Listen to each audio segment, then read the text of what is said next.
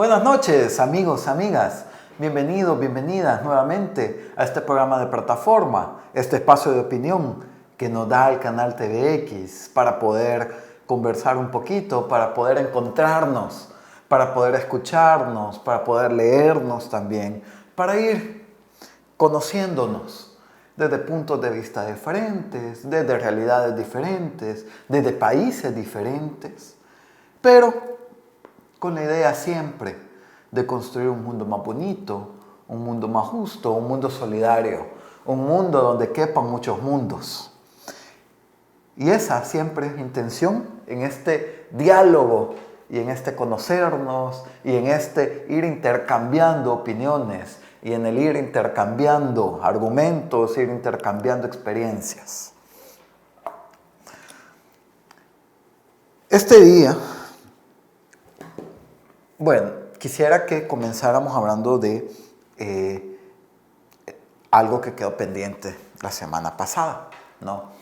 Que hablábamos un poquito, porque estaba recién salidito, el tema de Afganistán, como el presidente, vea que había estado en el gobierno de Afganistán, impuesto por los Estados Unidos, había tenido que salir y junto con él tuvo que salir también las misiones de los Estados Unidos y tuvieron que salir muchas de las misiones de los otros países frente a la llegada del grupo talibán a Kabul, la capital de Afganistán, y a todo el tema del gobierno, el recinto de gobierno.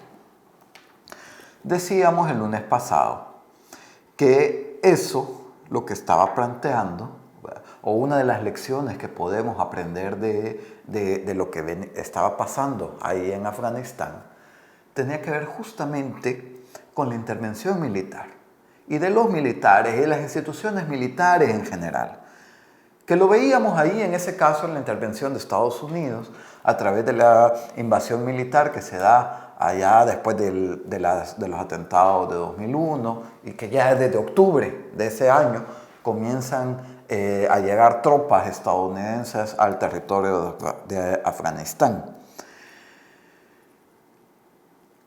2001, estamos hoy a 2021, 20 años de intervención militar, 20 años donde Estados Unidos envió tropas militares, 20 años donde la OTAN estuvo enviando también misiones militares, 20 años donde diferentes países estuvieron interviniendo en territorio militarmente. ¿Y cuál ha sido el resultado? En 1996 llegó al poder del gobierno el grupo talibán, que salió luego de la intervención militar de 2001. 20 años después de todas esas intervenciones militares, regresa el grupo talibán. Es decir, que fueron 20 años de intervención militar, 20 años donde hubieron fusiles, 20 años donde hubieron militares, 20 años donde la institución militar y la fuerza militar estuvo presente en Afganistán. ¿Para qué? Para llegar al mismo punto de donde se comenzó. Y ahí es donde decíamos una de las principales lecciones que podemos aprender de todo lo que está pasando. Para no ser solamente espectadores o espectadoras de lo que pasa en el mundo, sino que a todas esas cosas intentemos también encontrar qué podemos aprender. Y una primera lección que podamos aprender de eso es esto, ¿no? La intervención militar no es la solución. El militarismo no es la solución a los grandes problemas de los países. Se intentó intervenir militarmente bajo pretextos de violencia y las escaladas de violencia, que el grupo talibán era un grupo de extrema violencia y que ante eso eran necesarios los militares y se hizo un gran despliegue militar en Afganistán. 20 años después, ese despliegue militar tuvo que salir porque el militarismo no resuelve los problemas estructurales. Los problemas que estaban de fondo se han mantenido ahí. 20 años del militarismo solo han mantenido encubiertos los problemas reales de fondo que estaban en Afganistán, que están relacionados mucho más con esa identidad que están buscando las comunidades afganas, luego de haber sido colonias británicas, que lucharon por su independencia y que ha sido siempre un territorio en conflicto. Y ese territorio en conflicto y esa conflictividad que se ha mantenido en el territorio viene ocultando o viene poniendo siempre de segundo plano la búsqueda de la identidad propia de las comunidades para su propio desarrollo de manera autónoma y de manera local, de manera vida, para vivir una vida digna y justa. Y eso el militarismo no lo resuelve, no lo resolvió. 20 años de militares y no se resolvió. ¿Por qué me parece que es una lección importante que podemos rescatar? En El Salvador tenemos años arrastrando grandes problemas estructurales relacionados con el empobrecimiento de nuestra población, donde hay acumulación de riqueza en muy pocas manos, donde venimos de un proceso en el que la República de El Salvador se fundó a través del despojo de la tierra de las comunidades. Lo que hoy se conoce como la estabilidad económica ha dependido en gran medida del despojo de tierras a las comunidades indígenas, del desplazamiento de tierra a las comunidades que cultivan, del despojo del agua para las comunidades que lo utilizan para la agroproducción, para la agroindustria, a gran escala, para exportarla. Nada de eso que se queda en el mercado salvadoreño y que sirve solo para acumular ganancias y riquezas de unos pocos. Tenemos esos graves problemas estructurales. La propiedad de la tierra para trabajar, para cultivar, pero también la propiedad de la tierra para vivir. El acceso a las oportunidades, que está limitado nuevamente en esta grande brecha de desigualdad. Esos problemas estructurales no se corrigen con violencia, no se corrigen con militarismo. Tener desplegados militares en las calles, que no es una política nueva, viene de estas ideas de los planes mano dura y planes super mano dura. Pero eso no resuelve los problemas. Francisco Flores comenzó con el plan mano dura. Seguimos en las mismas.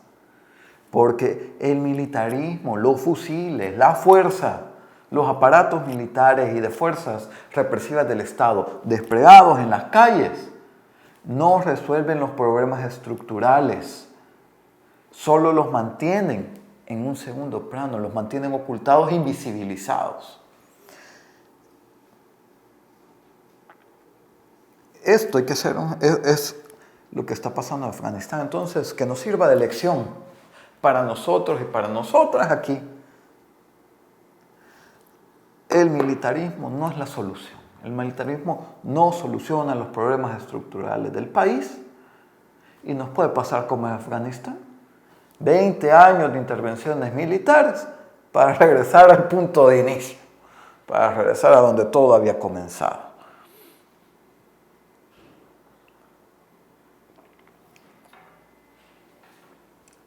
Ahora bien, un segundo punto que tocamos el lunes pasado y que creo que es importante retomar este lunes, porque justamente los acontecimientos de la semana dan algunas respuestas a lo que habíamos hablado ese lunes. Y es que decíamos el lunes anterior, vean un poquito, sobre que estábamos a pocos días, a menos de un mes, de que entre en vigencia la ley Bitcoin. El 7 de septiembre entra en vigencia, y el lunes anterior decíamos que a ese plazo todavía no estaban publicadas las normas técnicas ni el reglamento que la ley le establecía para su publicación a la Superintendencia del Sistema Financiero y al Banco Central de Reserva. Eso lo dijimos el lunes. El miércoles, el Banco Central de Reserva publicó en su página web un borrador de esas normas técnicas y de los reglamentos que darían vigencia o le darían el marco a la entrada en vigencia de la ley Bitcoin. Una primera observación es que dice que no son los definitivos, sino que son borradores de consulta, ¿no? Así que todavía no podemos decir que esos son los definitivos, pero nos podemos dar una idea de por dónde se está planteando la cosa para el 7 de septiembre. Y aquí podemos ir, por un lado, cerrando algunas preguntas que habían quedado abiertas y por el otro también planteando nuevas preguntas, porque de eso se trata para ir avanzando. A ver, en el reglamento se publicaron dos documentos, decíamos, ¿no? Uno son las normas técnicas para las instituciones que se van a dedicar a darle soporte al funcionamiento del Bitcoin. Ahí entran las instituciones financieras bancarias, entran quienes desarrollan las aplicaciones de las billeteras virtuales, esas que funcionan aquí en el teléfono, entran todo el aparataje del sistema financiero que le va a dar soporte para la operatividad del Bitcoin. Ese fue un primer documento que se publicó y otro es el que da un poco las normas de soporte más técnico también para las empresas que vayan a entrar a eso, a la creación de las plataformas para la recepción de pagos y transferencias para el Bitcoin, ¿no? Esos han sido los dos documentos que se han publicado. Ahora, una cosa interesante es que en el documento de las normas técnicas se aborda mucho el tema de la regulación, que es una cosa que siempre, desde que se planteó la ley, había quedado abierta. La naturaleza del Bitcoin es ser un ente desregulado, descentralizado, ¿verdad?, bajo la misma idea de que ningún gobierno lo controla, sino simplemente funciona por la misma red de usuarios que están utilizando el Bitcoin. Entonces, como el Bitcoin como tal no se puede regular por su propia naturaleza, entonces lo que establecen estas normas técnicas es que lo que van a estar regulados van a ser las instituciones y las empresas que den soporte al Bitcoin y no el Bitcoin como tal.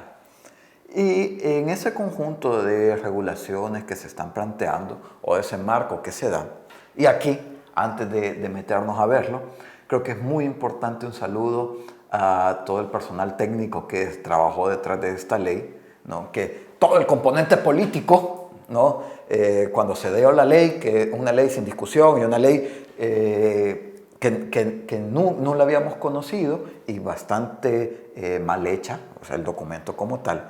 Pero el personal técnico del Banco Central de Reserva y la Superintendencia ha hecho un trabajo bastante bueno en ir incorporando elementos bastante técnicos y que permiten ir dando ciertas respuestas, ¿no?, a todas las preguntas que la ley había dejado abiertas. Una primera es que todos los entes que participen en esta plataforma van a tener que estar regulados por la superintendencia, es decir, que van a tener que registrarse ante la superintendencia del sistema financiero para poder brindar esos servicios. Y eso significará entonces que van a estar además con la obligación de cumplir todas las leyes contra el lavado del dinero, en la medida de lo posible, claro, ¿no?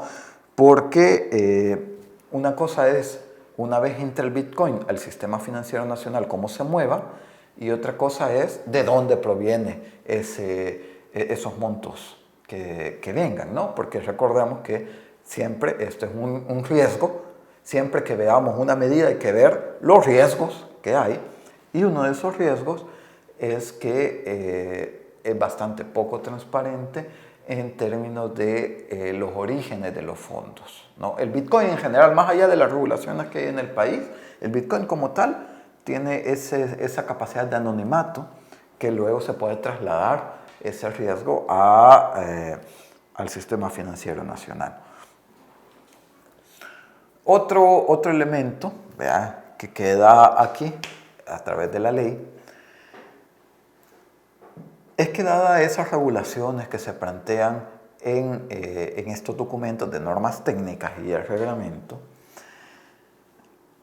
al plantear que los proveedores de estos servicios deben de estar regulados por la superintendencia del sistema financiero, o por lo menos registrados ante la superintendencia, esto puede llegar a ser un desincentivo para todo lo que planteaban algunos aficionados al Bitcoin, más allá de nuestras fronteras, y de otras nacionalidades, que planteaban que una de las ventajas del Bitcoin es que como no es descentralizado, cada quien puede usar la billetera que quiera usar, ¿no?, y utilizar la plataforma que quiera usar. Sin embargo, a partir de la ley, sí que puede haber un desincentivo para todo ese menú de billeteras y ese menú de empresas que pueden prestar el servicio, porque deben de cumplir ciertos parámetros bajo los cuales está pensada esa norma técnica. Si eso pasa, o sea, si esto realmente llega a ser un desincentivo para estas empresas, y ojo, acá estamos planteando escenarios, porque el futuro es incierto y nadie lo puede conocer, pero si realmente se llegan a concretar, si estos parámetros realmente llegan a ser estos desincentivos para estas empresas, lo que estaríamos viendo es una preferencia o que el mismo marco regulatorio le permitiera darle una preferencia a el sistema público, que sería la billetera Chivo, la Chivo App, la que han anunciado desde Casa Presidencial y algunos funcionarios de gobierno. Ahora, con esa preferencia a la Chivo App que le darían las normas técnicas, surgen dos grandes conjuntos de preguntas. Por un lado, se pone más en concreción ese escenario en donde la ley Bitcoin no es en sí misma para estimular el uso del Bitcoin, sino más bien como un proceso de transición para una especie de moneda digital salvadoreña, ¿no? Al promover más el uso del archivo app, eso puede estar generando o dando más luces que puede ser más bien por ese camino que por el uso del Bitcoin como tal. Y aquí, ya en programas anteriores hemos hablado de los riesgos que lleva eso también. Que si bien es necesario plantearse mecanismos de recuperación de soberanía monetaria para tener una política monetaria capaz de generar desarrollo, pero que eso tiene también sus riesgos, que tienen que ver con la responsabilidad que tienen que tener los gobiernos con respecto a el manejo de las finanzas públicas, porque un alto endeudamiento pone en peligro la estabilidad de un sistema monetario propio, ¿verdad? ¿No? Una moneda propia. Una moneda propia con alto endeudamiento no va a terminar de funcionar ni la moneda ni el endeudamiento, porque el efecto neto va a ser la baja capacidad adquisitiva de la población, ¿no? Entonces, ese peligro o ese riesgo está latente y con el marco que ha dado el archivo app o las normas técnicas para la preferencia de este archivo app, pues ese riesgo puede que vaya un poquito más allá. Y otro conjunto de preguntas que surgen, y que surgen todavía más con el hilo del presidente que saca el fin de semana, tiene que ver con los $30 que se van a otorgar en Bitcoin. ¿De dónde se han comprado? Porque de algún lado tienen que salir esos Bitcoins que se van a entregar. Entonces, ¿a qué precio se compraron? Ya que el valor del Bitcoin sube y baja, ¿a qué precio se van a comprar? ¿A quién se le van a comprar? ¿Quién va a administrar toda la plataforma Chivo? ¿Quién va a cubrir los costos de operación? ¿A cuánto ascienden esos costos de operación? Porque si los asume el gobierno, significa que se asumen con nuestros impuestos. Y va a haber una parte del presupuesto que se dedique a ello. Y deben de ser cosas que se vayan transparentando antes del 7 de septiembre, antes de su implementación. Son otras preguntas que van a ir saliendo. En la medida que hay más información, podemos ir respondiendo unas y se van abriendo otras. Pero para eso vamos a estar aquí. Vamos a ir leyendo los documentos y las cosas que vayan saliendo y vamos a dar la discusión y el debate. Pongan sus preguntas también para ir viendo hacia dónde más podemos ir investigando y lo seguimos conversando en los próximos programas de plataforma. Un gran abrazo, amigos, amigas. Buenas noches.